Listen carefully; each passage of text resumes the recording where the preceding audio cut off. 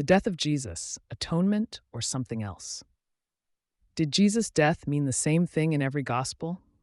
When Jesus died on the cross, the gospels agree on the event, but not on what it means.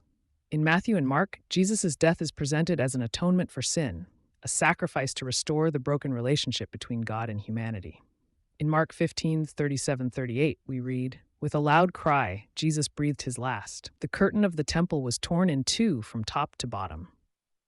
And in Matthew 27, verse 50-51, "And when Jesus had cried out again in a loud voice, he gave up his spirit. At that moment, the curtain of the temple was torn in two from top to bottom." The tearing of the curtain after his death symbolized that the barrier of sin had been removed. Access to God was now open because Jesus' death had paid the price. But Luke tells the story differently. In Luke 23:45-46, the curtain tears before Jesus breathes his last. The sun stopped shining, and the curtain of the temple was torn in two. Jesus called out with a loud voice, "Father, into your hands I commit my spirit."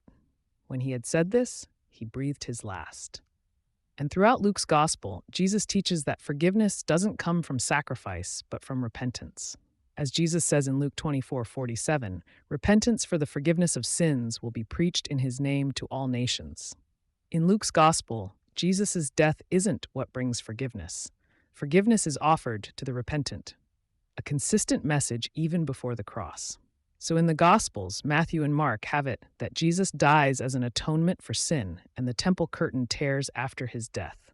Luke has it that the curtain tears before Jesus dies and forgiveness comes through repentance, not sacrifice. Same cross, two different meanings.